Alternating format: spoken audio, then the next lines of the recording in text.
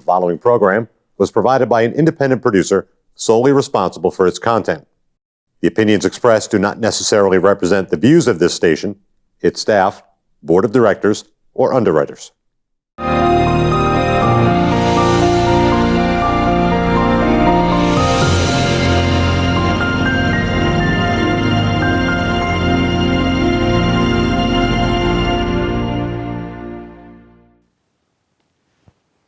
Hello and welcome to the People's View legislation session.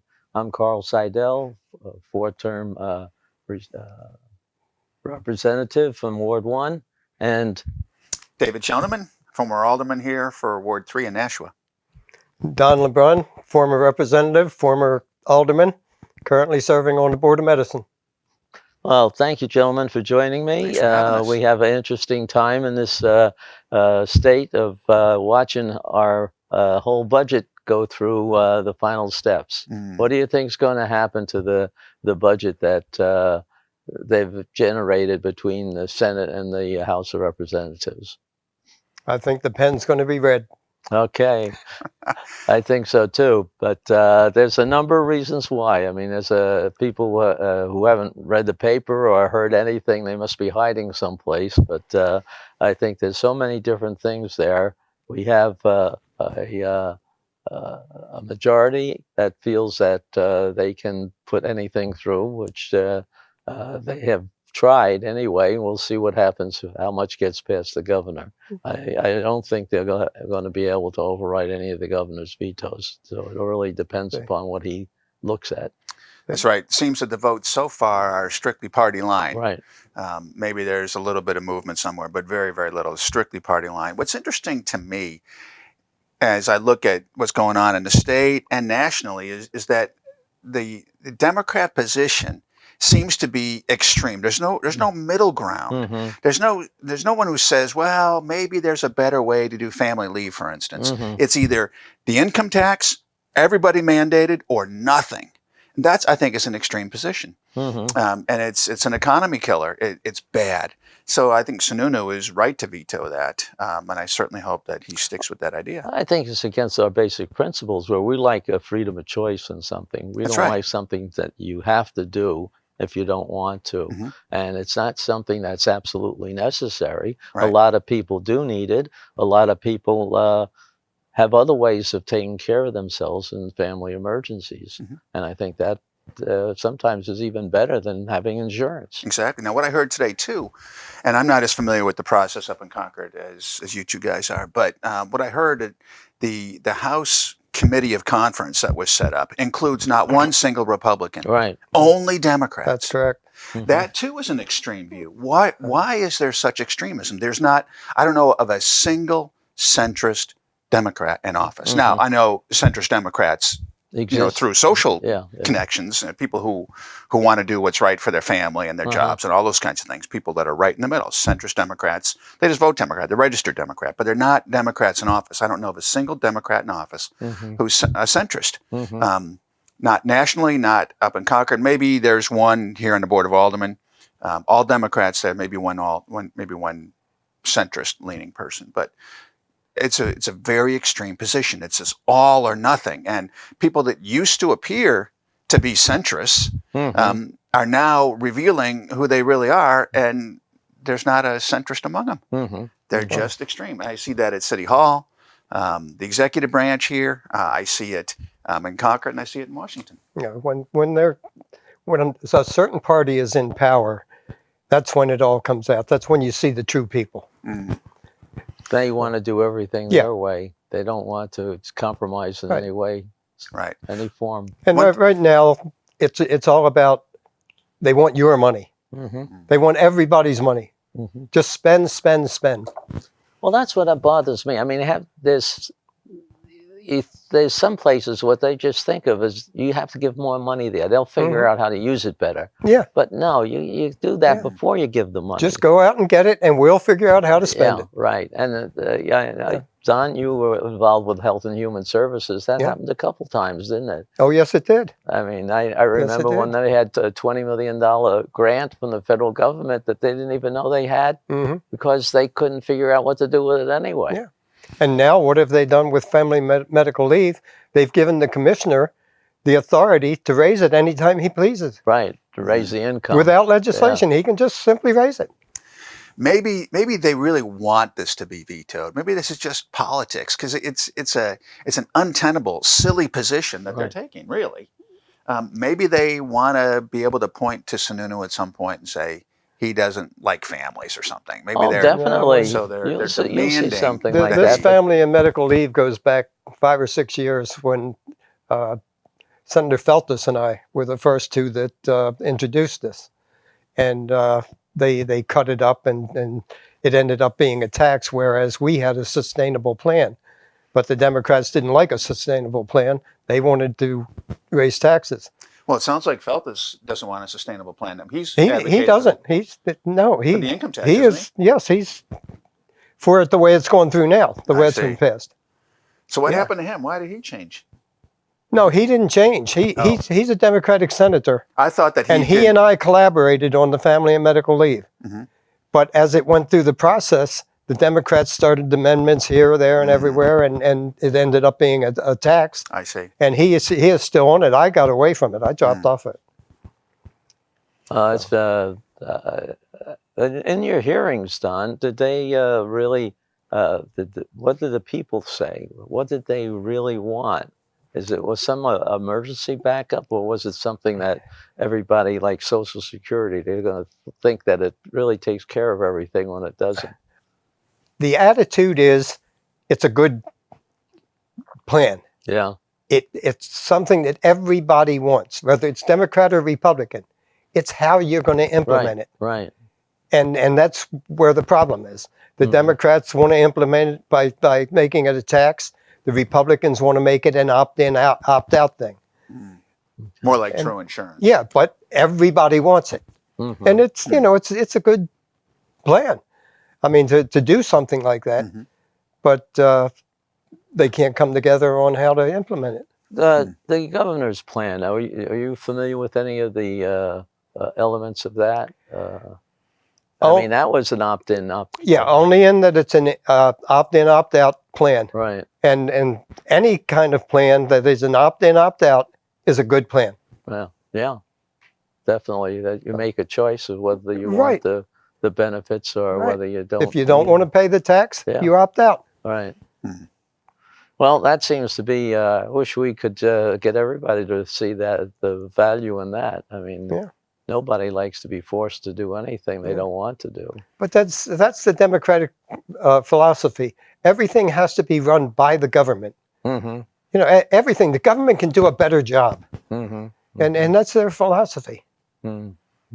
Well, they have some other things in there too in the budget, that the fees and all the fees, all the things that that we can take care of. I don't remember any of the other. I remember a few silly little things like increasing your registration costs of your automobile. That's not a silly little thing. That's not a silly little thing when you look at how many millions of cars in New Hampshire. There's a lot of cars I agree with you there. A lot of cars here, Well, I mean, we tried to do that before, and we got a big rebellion on that. But, I know there's a need to get more money coming in for the road and stuff like that, because we're not getting as much income from the gas tax. Yeah. Well, because of electric cars. Electric cars and the better mileage on some of the newer cars.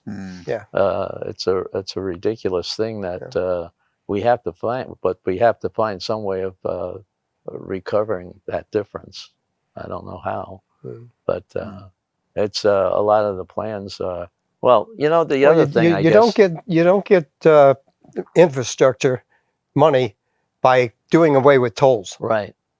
And this is the second time now. They did away with the toll that brought in $600,000 a year, and now they're looking at getting rid of another one that brings in roughly $600,000 a year. Which one is that? This is exit 10. One of the things they do when they got rid of it at exit 12 was that it wasn't bringing in enough to pay for the people that they had. But the people in that area made an agreement with the state They wanted the Oh toll. yeah. They wanted it, and they would pay for it. Until something was paid off. Yeah. And they reneged on it. Yeah. And then they flipped the tide and said they want to do away with the toll. One of the things that will be coming up probably in the next, I say at least no more than 5 years, is everything's going to be done electronically on the toll booths. Mm-hmm. You just go through and they'll measure and mail you something if you don't have a. They do that in Massachusetts now. I was surprised on the turnpike last time. They do that in New York. They do that. So I don't have a transponder. They do it here. Yeah. We don't have Easy Pass. Yeah. But the sign says no Easy Pass. Don't worry. Yeah. We'll send you a bill, because they read the license plate and you pay a couple extra dollars. You pay a couple extra dollars. So I suppose if you're going to do it all the time, you would get the transponder, but we don't do it that much. Yeah. Certainly we don't go down there. Yeah. Well, I mean, that's what they're finding out all over. I've seen all the signs. I just went from Kentucky to Michigan and saw what they're doing in Indiana and Michigan, what they intend to do. And then driving to Chicago, the Skyways now, all electronic. Well, a lot of the states have contracted the toll roads out to private contractors. Yeah. Although some of those haven't worked out at all. No, they haven't worked out very well. But the Skyway is something else if you read the story behind that, because the company got a 99-year lease, and they're supposed to keep it upkeep, but after 99 years, the state gets it back. Yeah. I don't know what condition it's going to be Whatever condition it's in. They'll probably have to tear it down. The last 20 years, they'll do nothing. But anyway, I think they have to find different solutions. And that electronic thing, I think, is going to work in a number of areas, and where they'll make toll roads out of roads that, you can get on and off. Everything will be a toll road. Yeah. At least anything that's a main drag. But I don't know. The whole thing bothers me is how radical it's gotten, as you say. Now that the Democrats are in the majority there, they're just not even being cooperative, I guess. They're very boastful. Yeah. It's not a good atmosphere there right now. And you don't want to even talk to the other side. Yeah. I would expect some people to be like that. Yeah. But the fact that now it seems to be everybody, everybody is in that position. There's not a centrist. At least the biggest majority are like that. And it's just very odd. I know when the Republicans, whether we're in power or not, in the majority or not, there always seems to be these different factions who have different views. Yeah, at least 4 different ones. Individuals, who have this idea or that idea, and there seems to be a lot more movement, a lot less homogeneity within the Republican view, within the Republican bloc, I should say. And it's just surprising to see how once they got into power, as you said, Don, the true colors seem to come out, and they move to this position, and then they're just intractable. They're not going to budge out of it. And it's not that they're sticking to a centrist position. They're sticking to a radical position. And like I say, every Democrat I see in office, I don't know of a single Democrat in office who still acts like a centrist. And we need centrists. That's what we should have. They're running around now in a really boastful position. They're wearing pins and whatnot of the fact that they're in power and how many of them there are and things like that. You never saw that before. Yeah, the Democrats in Nashua's contingent have a little 27 pin on the shoulder. Yeah, I thought they were wearing their IQ. But then I looked for the decimal point and I didn't see it, in front of the 2. So. Well, it's going to be interesting to see what happens next year with this. It's going to be happy. Yeah, it's going to happen this year because we have in Nashua, we have all the elections going, and it's a complete Democratic philosophy. Yes. And the thing that really harms us the most, I think, is coming out of the Board of Education. Yeah. The Board of Education is just not functioning. That is a total mess. It's a complete mess. And schools, as I've said on here before, we're in the bottom third of the state. Right.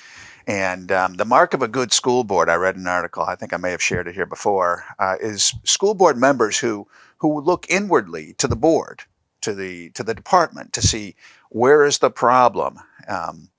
And in this case, we see the board looking outward saying, well, it's because of poor people. It's because of so many immigrants. This is why our scores are so low. And then it becomes this personal attack within the body of the board against members, just pure politics. And it's very, very unreasonable. And I'm very disappointed in City Hall, frankly, for not, even though the Board of Education is different than the Board of Aldermen and the mayor doesn't oversee the Board of Education. Right. Still, the mayor is supposed to provide leadership. Right. But I think I can only assume that his position is with the majority of the Board of Ed that wants to silence any dissenting voice. Another non-centrist, frankly, someone who's taken an extreme view. The problem with the Board of Education is the Board of Education. That's the problem. You talk about a classic power grab. I mean, that's all they're about. They just want to show their power. They're not interested in educating children. They're only interested in showing the power they have. You haven't heard of before of people wanting to censure one of the members on the Board of Education. And they did it as a group. Not only the board did it, the superintendent got in, and the union got in. Yeah. Very immature. If that's what we're going to work with, we're certainly not going to do our children any good. I mean, they're going to see how poorly the adults act in something like What's that. interesting is here in Nashua, we have a very ready comparison that we can make between the regular public schools and the charter public schools. We've got 2 charter schools here in the city that are outstanding. There are Nashua kids who are waiting in line to get out of the regular public school where they're languishing to go into one of these charter schools, a publicly funded charter school, public school. And they are doing very well there. So these 2 schools with the same demographic are excelling, not only within the state, but nationally. The same demographic as the Nashua public schools where these kids are languishing because the schools are just abysmal. And it's very disturbing to see. I think that people in Nashua, taxpayers, parents, families in Nashua, I think can legitimately demand that their tax dollars pay for good schools. Because we're spending a lot of tax dollars on those schools.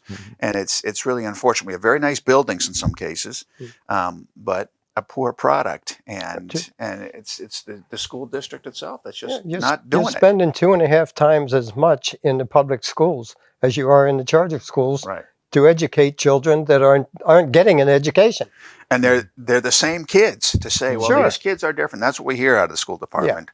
Well, our kids, we got more handicapped, or we have immigrants, we have poor people. They're always blaming others. And that's a mark of a bad school district. A good school district would look inward and say, how do we fix this? They're not interested in fixing it. They're interested in the politics of it. I serve on the board of directors of one of the charter schools. And believe me, we have poor children in the charter schools. Of course. And we have disabled children in the charter schools, which the public schools claim we do not have. Yeah, and you also, in the charter schools, do not have admissions criteria, academic testing. There are those who say, well, the charter schools, they're cherry picking. That's not the case. It's a public school. They are not allowed to say, yeah, you can come in because of your grades. You can't. It's a lottery system. It is a lottery. And anyone who fills out that application, and there's no testing on that application. No. It's just an application. I want to go, basically. And with that, they're in the lottery and they get in. There have been stories that we've shared here before where kids languishing in our worst schools are now excelling in charter schools. And the charter schools pay their tax on their facilities. I know. They pay rent. They pay rent, they pay taxes. It's horribly unfair. I think that those who don't want the charter schools because they are a poor comparison or a much better comparison compared to the local schools, really try to put up as many hurdles as they can for them, including forcing them to pay rent. They excel so well that they bring out how poor the public schools really are. That's right. So it's an embarrassment. And I'm a resident of Nashua. We've got a 2.5-year-old at home. Schools are important. Schools are important. I don't like that our schools are an embarrassment. I don't like that our school board is as dysfunctional as it is. And we spend all this money. It's not just about the money, but we spend the money. We should get something for that. And I think it's just very disappointing as a resident. Even if we didn't have our son Isaac, if we didn't have him, still, how can I hold my head high? Yeah. With regard to Nashua schools, one of the aldermen used to say repeatedly, well, people come to our school, to our town, they move into Nashua for the good schools. Well, maybe he thinks that being in the bottom third is good. Right. I don't think being in the bottom third is good. A new ranking came out today, and I didn't get a chance to open it, but it should be interesting reading for all the public schools, because before, I believe the last ranking came out, Nashua North was like 84th, and Nashua South was 113th or something. So it'll be interesting to see this new ranking that came out today. Yeah, it would be. I hope that see if they've improved any. Well, we're having an election. I hope people out there listening in, some people are thinking of running, so we have some competition within the Department of Board of Education. Board of Education, yeah. Yeah, we need somebody. I mean, it's no good when either side dominates like it's being done now. It's just the way they're not even cooperative with one another. It's the same thing that we're seeing in Concord and Washington. Definitely, yeah. It's this intractable, extreme position. Right. Again, same with the Board of Education. I don't know of a single centrist Democrat who's trying to serve the public in the role that they've been elected to serve in. It's just terrible. Well, when I was in the House, there were a few Democrats that I really worked well with that were centrist. Yeah. And they don't exist anymore. The same people are there, but their whole entire attitude has changed. It's because you can't fight the dominance of the majority there. Right. The majority will shame you until you agree to go along with them. So it's just the way that they want to work, I guess. My fear is that if we switch over next time and the opposite party becomes the majority, my fear is that they will do the same thing. Yeah. That's because the precedent's been set. Well, you know what? When we had supermajority way back in 2011 and 12, people thought we were doing it. I didn't see it that way. I didn't see that we dominated that much. No, I didn't see as much of it. But my opinion is that we had, and boy, I'm going to get in trouble for this, but I think we had much better leadership back then. Yeah. But I think a lot of the problem is within leadership right now. I agree with you, and because I know one of the things that, you and I got involved in was looking at the realignment of the Nashua voting boards, and we wanted to keep we wanted to have 27. They wanted to reduce us from 28 to 26. Yeah.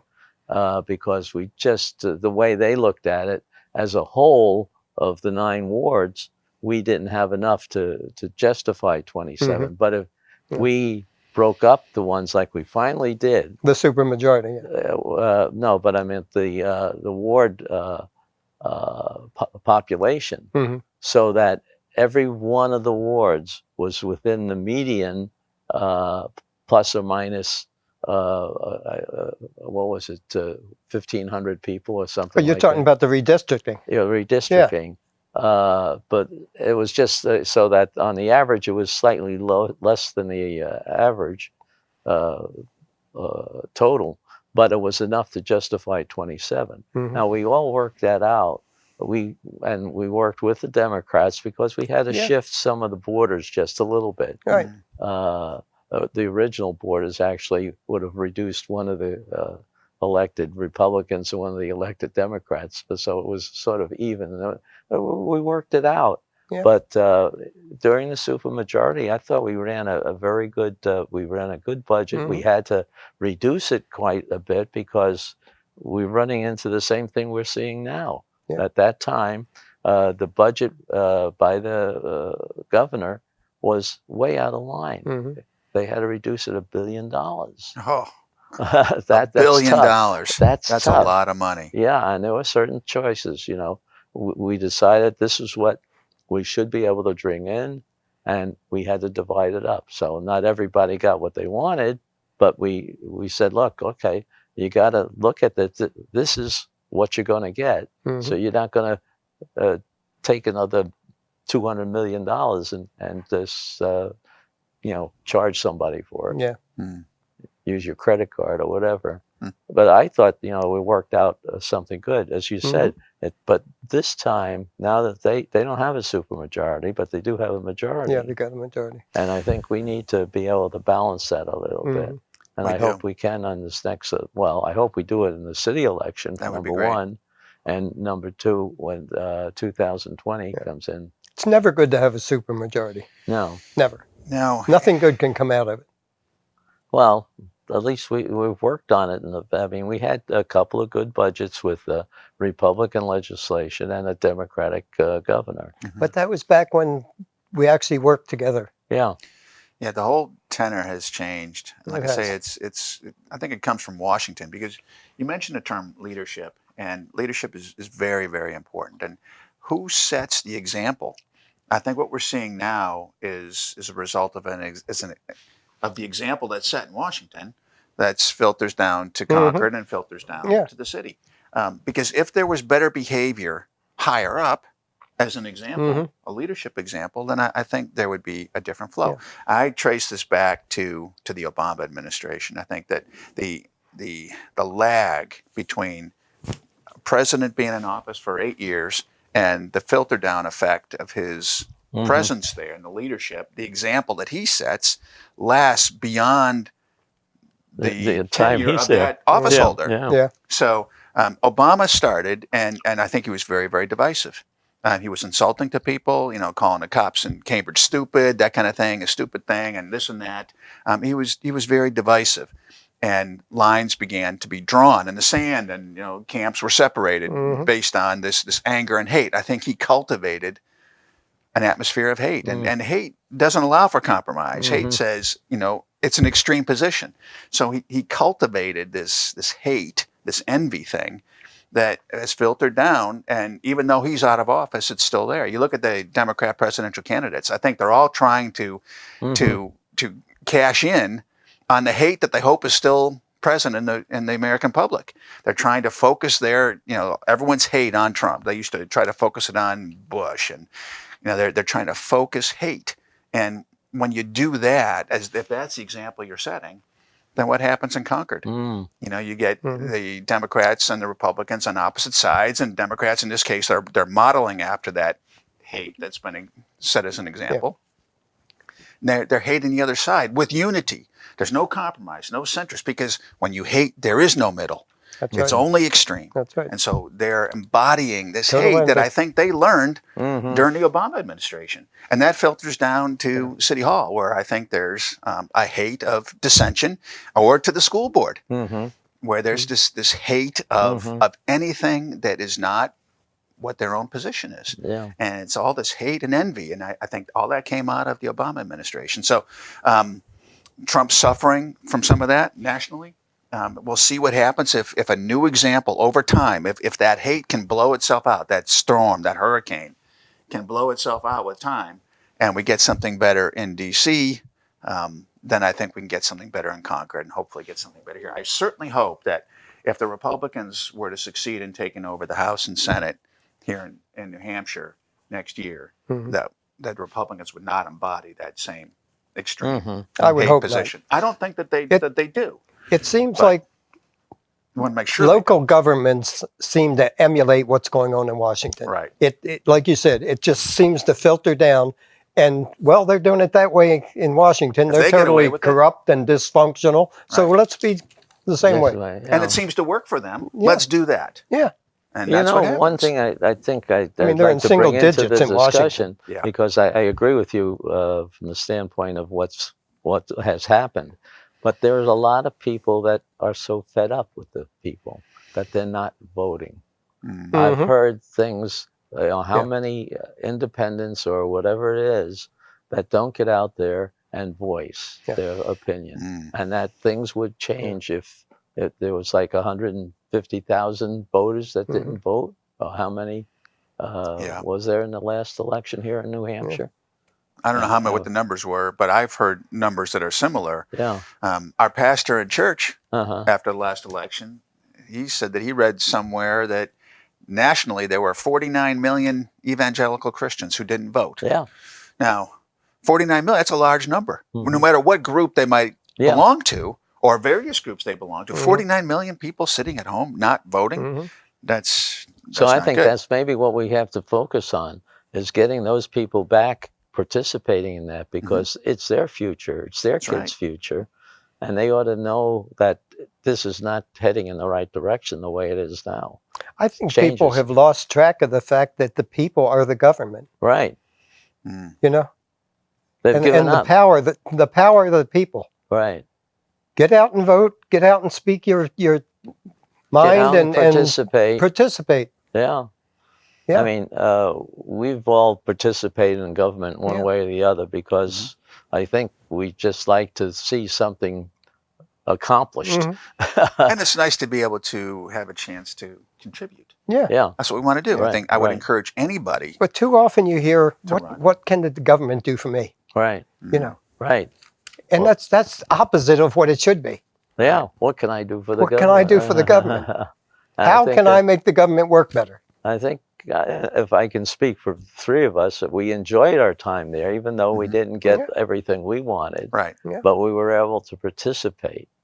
And that's a very important thing, to bring even some of the suggestions. And every once in a while, you'd win something, and you could pat yourself maybe on the back a little bit by saying, hey, they listened to me. That's right. That's right. But I've got a cigar box full of pens home. Different governors, Governor Lynch, Governor Hassan, Governor Sununu. So that's the way it works. You go out and you find a good bill, a good idea, and you find people to sponsor it with you, and you work together. Yeah.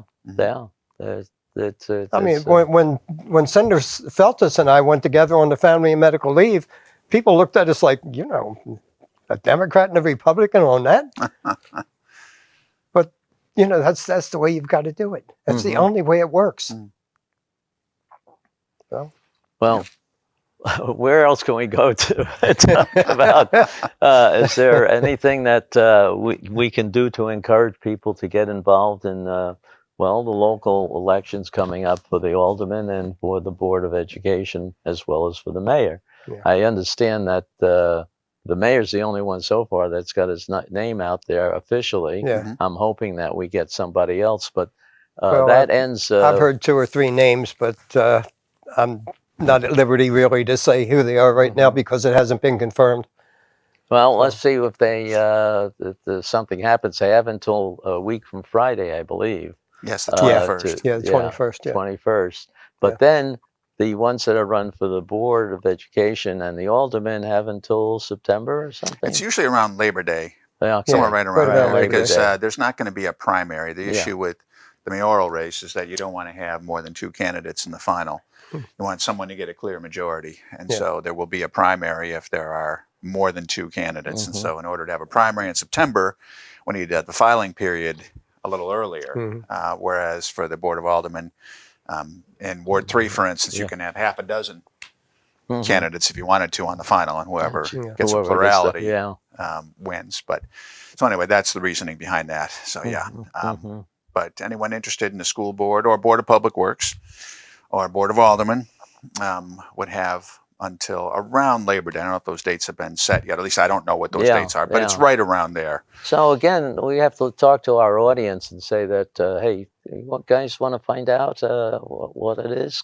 Come to the Nashua Republican meeting. There are some very serious tomorrow issues. Evening at Marriott. Tomorrow evening? Yes. There are some very serious issues that the city's facing. There's certainly the school board and all the dysfunction that's going on there. We have issues with assessing for the Board of Aldermen. The Board of Aldermen and the mayor will need to deal with this in some way. And I think that I'll use the term alleged, although the evidence seems pretty strong, the alleged problems that occur in assessing could easily occur somewhere else, again, based on leadership. I think we have leadership in City Hall that's much more concerned with ideological issues that are more appropriate to be discussed in Washington Mm-hmm. than they are in Nashua. And meanwhile, the day-to-day running of the city is being left. I think you're right. I don't think they pay attention to good business management as much as they should. No, they don't. And, you know, one of the models that exists in other cities and towns is they hire a business manager, or they hire a city manager, and then the political arm of it is elected, but it sort of oversees. It's a little different responsibility. It's more the handshaking and the ribbon cutting and all that kind of stuff. Picture in the paper. Picture in the paper. But that aspect exists in the job here in City Hall in Nashua, but also the day-to-day management of the city is a job. And I find that seem to be people in office in Nashua who have no experience doing those kinds of things, and it shows. Well, And look at your Board of Aldermen. Apart. That's a prime example of people without experience. Right. It's never a good thing to have a unanimous anything in government. Yeah. That's when absolutely nothing gets done. Mm-hmm.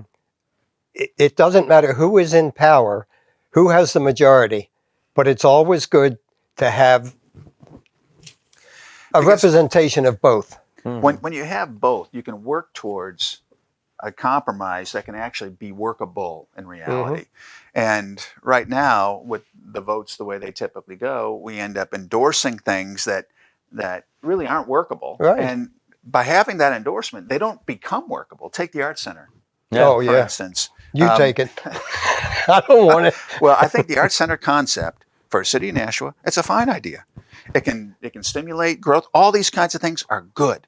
But the specifics of this plan, all of the specifics of this plan, seem to not be good. Yet it received 14 out of 15 votes. So just because it had all the votes didn't suddenly make this a good plan. And that's the kind of thing that happens. If there had been some dialogue, maybe some debate, maybe back to committee, let's find something that's workable. We're expecting people to donate. Let's ask the donors what they really are willing to contribute to, because I know plenty of people in the city of Nashua who are big supporters, big donors to the arts. And they say, I'm not touching that because it's an economic disaster. Right. And maybe we could have had a plan if there was a little bit of debate, back to committee, something could have happened that it could have been more workable. So instead of having a workable plan that maybe you had to work on for a while, we have an unworkable plan that everyone agreed to, but it's still unworkable. But Manchester, in the same time frame, they're opening a new theater up there, the Rex, reopening it. $1.7 million. The guy who was running it borrowed the money. He's going to pay it back. It sailed through the Board of Aldermen. It sailed through all its approvals, and the work's being done just like that.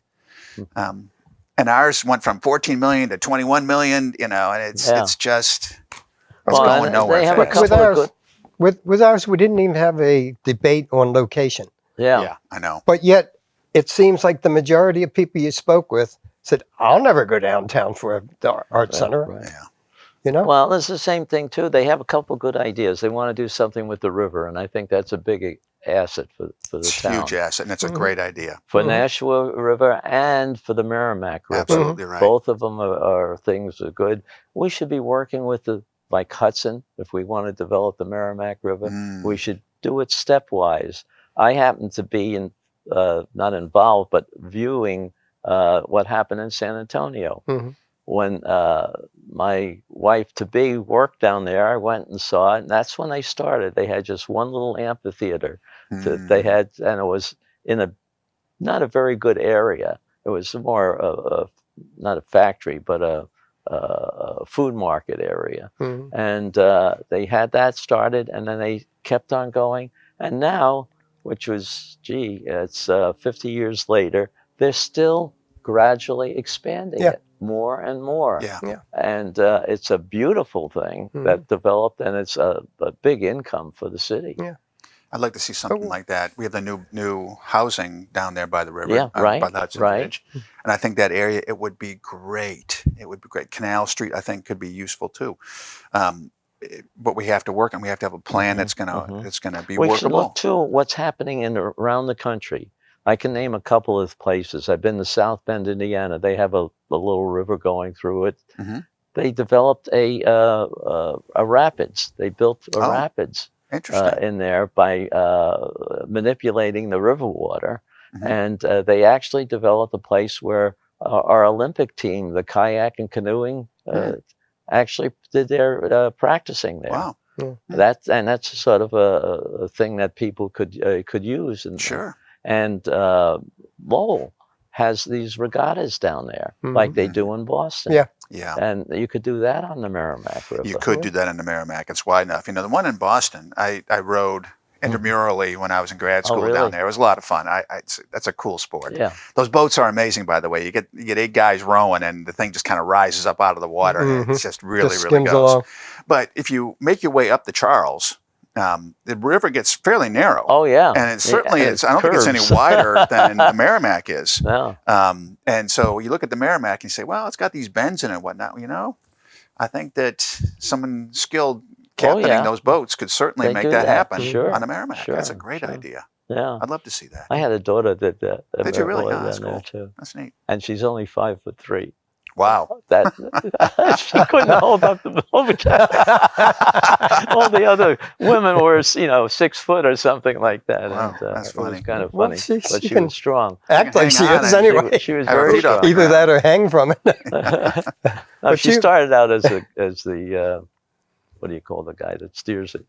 That's what she started out. Coxswain. You mentioned stepping into things. Nashua could have had rail 10 years ago. Well, definitely. But they had tunnel vision. There was never any talk of how you were going to bring people in from the outskirts into the stations. It was just, we'll go right up the middle of the state, and that's all we have to worry about. That's right. And I'm glad you brought that up, because as you know, I'm on the rail committee. I know, and you and I worked on it 10 years ago. And that's what we're doing now. We finally have the Nashua, what do they call it, planning committee, is got a contract to look at the busing around here. Combine the two things, but they still were looking at only the commuters. They weren't looking at the people that we could bring up here if we had places for them to go. I mean, they could go to some of our schools, whether it's colleges or community colleges, graduate schools. I mean, when I was going to college, I did my graduate work by taking the train into New York City, going to school there. Anyway, I think that we have schools that offer MBAs, advanced degrees that up here that are a lot less expensive than they are in Boston. And people could be coming up here too for a number of reasons. But like you said, you got to have a way to get them from the station to the school. That's right. Now that's finally coordinating that. I just went to a meeting this morning. I'm glad to hear that. They actually have plans for doing some of these things, and they're talking with Hudson, and they're talking with Merrimack, and they're talking with Milford, so that we are looking at this more as a big community from Manchester down to the border. And so hopefully that'll take shape. But it's going to be interesting if we get this rail bill approved, which is all done with turnpike credits and stuff. That's $4 million study. Yeah, well, it's $5 million now. But, anyway, and it was $4 million last time. The funny part about it is they have a separate bill, and they have it in HB2 built in as the 10-year plan somehow. But I don't know what's going to happen with it. We wanted to get that done so that we have. It takes a 3-year time limit to actually finish the development plan that this pays for, and that gives you all the things that you have to do. You get a much better idea of the actual cost of what.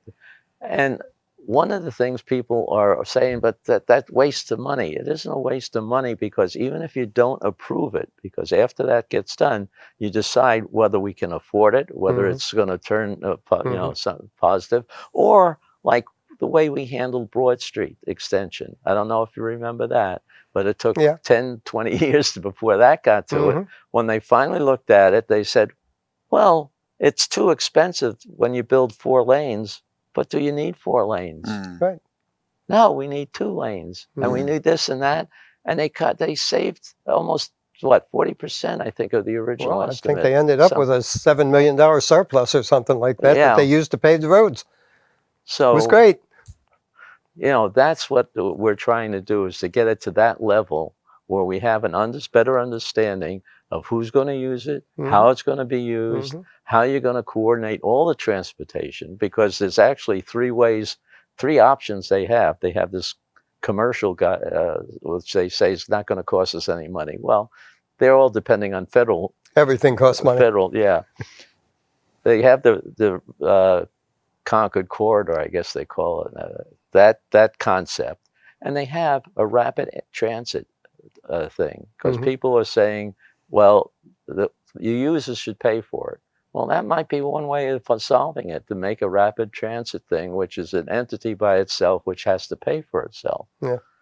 And then they sometimes can use a local area tax on the people that they serve.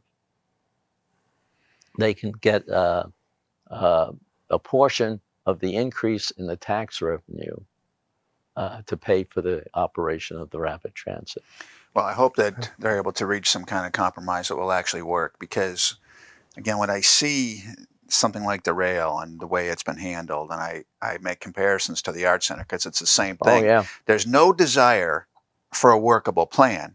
There's only a desire to get a vote, to pass it, to force those guys over there to accept it, whoever those guys are. Yeah. Force those people to do something they don't want to do, and we're happy. Well, that's even though it never succeeds. But It'll never go anywhere. Yeah, unless you have a workable plan. One thing they never want to talk about is who maintains it after you get it. Mm. You don't hear that conversation. Well, that's what I'm saying. Rapid transit has that responsibility. Yeah. Rapid transit, and you have a defined area that is going to be paying for it. I mean, does that work? I don't know. Maybe it doesn't, but it has worked in some areas. Mm. Yeah. In some areas, you have much better transportation. They have. I know. I lived down near Dallas. Dallas had a light rail service from one of their suburbs. And they've done better. Boston's done better by contact going all the way down to Providence, Rhode Island. By doing that, they got more federal support, but they also got new equipment too. But anytime you try to force a plan, just one aspect of a plan down people's throat, it's going to fail. Yeah. It's going to fail, so because that's when the questions come up. Well, what about this? What about that? You've got to talk about the entire plan. And that's what convinces people whether it's feasible or not. I think some of our audience ought to listen to see what's happening. I just came from a transportation meeting this morning where they are looking at several different options, and we're trying to keep all of it open. And the best way to do it is by having this thing go through, so that we get up-to-date factual analysis of it, not something that was run in 2011. Yeah. Right. But that's one of the things I'm hoping that changes here in that. I can remember bringing this discussion up in subcommittee when I was alderman, and they looked at me like I had three eyes. You know. Well, I remember back when my first term and on the Public Works, that's when we saw that Nashua is going to finally get its thing through, and then I said, oh no, we want to go all the way to Montreal, and we're going to do high speed all the way. Yeah, 2 people, 2 passengers. So that was the wrong time, and nobody. It took what, 8 years now, 10 years. Yeah, 10 years now. Yeah. Was there any update on that for-profit rail? The status of that project? Are they making any progress? Do you know? Was there any discussion of that today? No. Well, there was a minor discussion. First of all, we knew that we will put as the second unit that the company's looking at. They're trying to do Worcester to Providence right now. I see. And they have a 3-year plan. After they got to the 3rd year, then they're going to start our 3-year plan. I see. So it's like 6 years before that would bear fruit. But we're trying to look at all 3 options and not cancel any one of them. Good. So that we can see whether it pays. We can see how much people are going to use it. I think it's a good way of bringing workers up here too. People don't think that's going to happen, but I think there's a lot of people that need transportation out of Massachusetts. You know, they're stuck down there, and there's people that are in the city that can't get out to Milford, for example. Not everybody has a car or 2 cars if you have 2 people working. But with a 2% unemployment rate, how many people are coming here looking for a job that probably doesn't exist? No, the jobs exist. There's more jobs that are open than there are the people that are unemployed. And of course, the people that are unemployed aren't always qualified for them. That's their problem. They don't have qualified people in New Hampshire that can fill these openings. But you might get some of them out of Lowell or even further down into the other border cities. Yep. But how do they get up here? You have to drive, and it's sometimes they don't have the ability to do that. I think another thing is that they ought to look into doing something like carpools. You know, have somehow the locations coordinate for carpools. You know, that could be a function of the city or some transit authority. You know, and have that as a supplement of whatever buses and you know. But we have a bus system that's actually making a profit. Why not expand it? Yeah, I don't know. There's not a railroad in this country that's making a profit. None whatsoever. No. That's true, but you're getting support for the buses too. I mean, there's federal support on that too. Yeah. And I don't know, you use Uber cars, you know, or something like that. I hear that's being done down in Florida now. I have to follow up on that. That they're looking at in some of the cities to help rush hour. You know, during the rush hour time, you have people there. I think what they're looking at is 10-passenger vans, so they can pick up, you know, 3 or 4 stops and bring them to a factory or something like that. And that'd get a couple cars off the road, and you don't have to worry about having a person that needs a 40-hour week. Well, if you remember, the HOV lane was supposed to do that. Yeah. And that was, what, 30 years ago? They still have it, though. Yeah, but you see one person in the automobile in the HOV lane. In other words, or some dummy in the side seat.